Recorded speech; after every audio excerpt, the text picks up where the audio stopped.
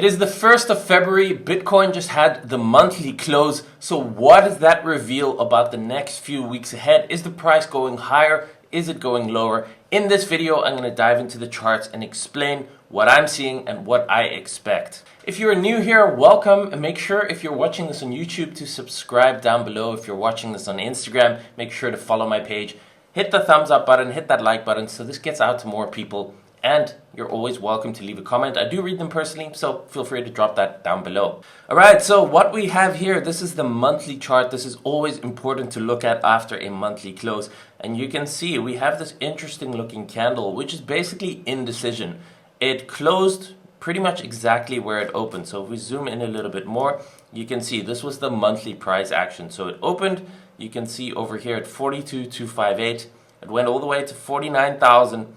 Then it dropped all the way to 38,500 and it closed again just $300 higher than where it opened, resulting in a candle that looks like this. Now, what does this mean? Well, it means there's basically indecision from both sides. Okay, the bulls had a nice shot at pushing it higher, then the bears tried to push it down, and it ended up pretty neutral where it opened. So, if we look at history and we look at what happened previously with those types of candles, you can see here's an example of one over here in February where we had that same kind of indecision, higher, lower, ended up closing right where we opened. And the next month was a bullish candle that continued a lot higher. But intra-month, you can see it opened here at 23, then it went down to 20, and then it continued higher to 30. Okay, so with this type of candle, it is completely possible that we see the lows again and then also potentially continue higher. So there is indecision here. It doesn't reveal 100% too much. It's not necessarily a bearish candle, but it is also not necessarily a bullish candle. So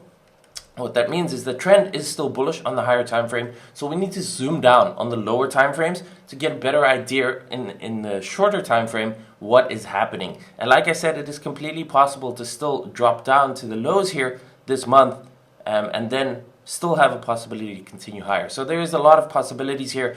We can see also when we look here, here's another example of a similar type of candle like this, bit of indecision, and we had a small red month before continuing a lot higher. So that does mean in the shorter term, we are probably still going to see a little bit of a pullback. How deep that pullback is going to be, well, that's what we're going to have to keep an eye on the lower time frames to be able to see. Maybe it's only to 40,000 and then it continues higher. Maybe it goes into the mid 30,000s. It depends a little bit on also what is happening with the dollar index, what is happening with the stock markets, and based on that, we can make a better decision. So let me zoom into the weekly over here. Not much has changed since I made the video 2 days ago, but of course, it's always nice to look at these different time frames to get a better idea of what's going on. So we had this wick to the upside, we had the wick to the downside, and we're kind of just in a neutral sort of territory at this point in time where I do expect more chop. Now, we can see over here, we can still very easily drop to about 40,000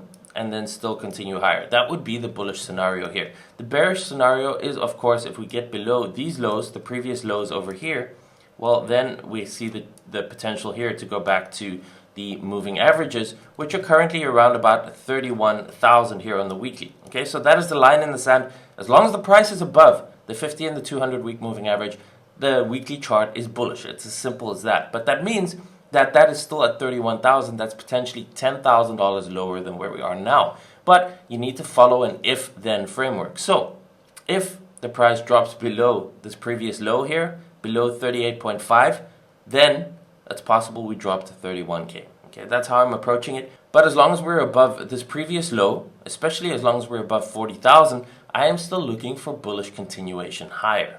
You can see here, zooming into the 3-day chart, one thing that is also key here is the 50 moving average on the 3-day chart, which is currently at $36,000. And ideally, this is kind of the line in the sand also. Whereas the weekly chart, yes, on the higher time frame, that is purely the line in the sand, 31,000 at this point in time.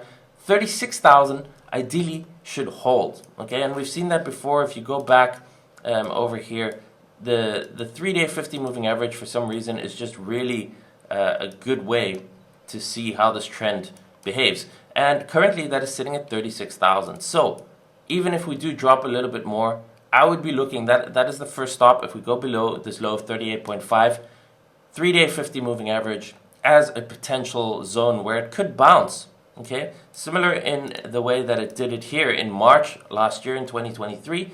You can see what it does here. It tends to hold the bullish trend as support. So 36,000, if we get that this month, and I don't know if we will, maybe 40,000 holds, but if we get 36,000, 3-day 50 moving average, I would be looking very much on the lower time frames there, on the hourly or maybe the 15-minute chart, for a potential long entry to ride that back up to 50K, because that is usually a very good risk reward where you know, well, it either needs to bounce here or it's going to break below it, and then we have to reassess what is really happening. But you can see here, looking for long entries near the 3-day 50 moving average tends to be a good risk reward play. Now let's take a look at the monthly chart for Ethereum over here, and you can see that looks a little bit different. I would almost say this actually looks a little bit more bearish on Ethereum than it does on Bitcoin, simply because of the longer wick to the upside versus the wick to the downside here. And we'll have to wait and see what happens here. Again, the 50-month moving average, you can see this has been acting as support pretty nicely here since basically July of 2022 all the way. So that is going to be key, and if it does drop and we do see a pullback in Ethereum or the general markets, you can see over here that it's currently about $1,800. We don't really want to see Ethereum go below 1,800, because then maybe we have to question, is this bullish trend still in play, or does it end up being a situation where it went up and then continues and then does something like that? Hopefully not, but we always have to just follow the charts. Okay, obviously we have an opinion, I have an opinion, but what matters really is what are the charts showing us, and try and interpret that as best as possible, even if it goes against our own ideas, my own opinion. You know, if I'm leaning bullish but the chart is suggesting bearish, I will rather consider what the chart is showing me and potentially adjust my strategy towards that, rather than just hopelessly sticking with a strategy that is invalid, a bias that is bullish while the charts are showing bearish.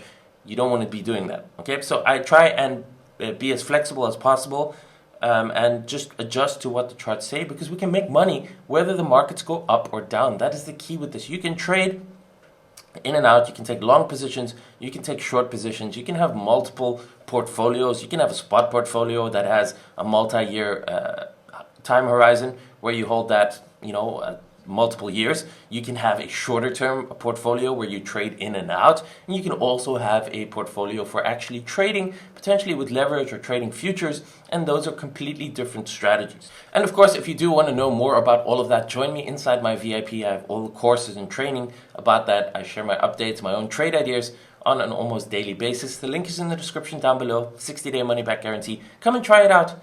If you don't like it, you can always get your money back, but that is the place to learn and the place to be. So just zooming into the weekly time frame here on Ethereum, you can see similar thing. The moving averages are key over here, and that's the 200 and the 50. They're right about 1900. So that's why I say about 1800 to 1900. We don't want to see Ethereum really lose 1800, because then it might invalidate the bullish trend. For now, we are still well above that level. We're at 2257 at this point in time, and you can see, if I put this line here also, we're still well above this previous high. So right now it's potentially just consolidating here a little bit more. That's completely okay. The higher time frame trend is still bullish as long as we're above these moving averages. And now we just have to be patient, see if we can get a better entry, and then hopefully see continuation higher into the halving and potentially beyond.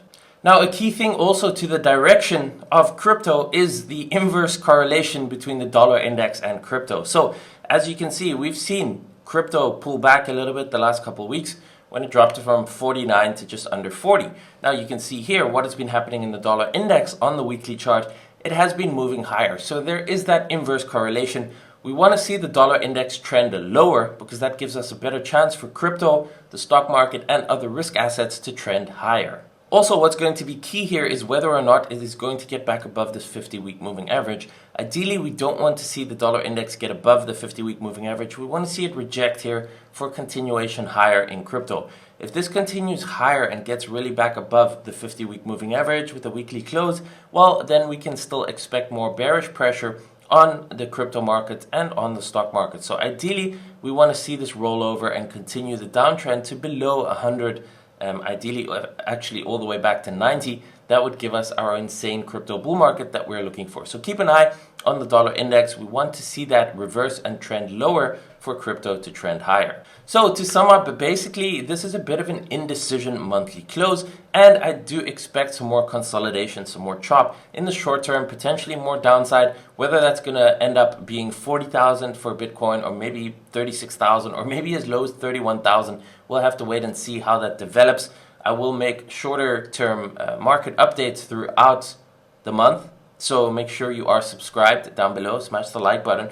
And if you're wondering whether this monthly close affects my front run theory, where I've been saying, maybe we are at all-time highs by April, by the time of the halving, this could potentially change that a little bit depending on what happens this month. So I will make a video in the next couple days explaining my front run theory and how that could potentially change and which other scenarios we could expect going ahead. So make sure to subscribe so you can see those future updates, and I will see you in the next video.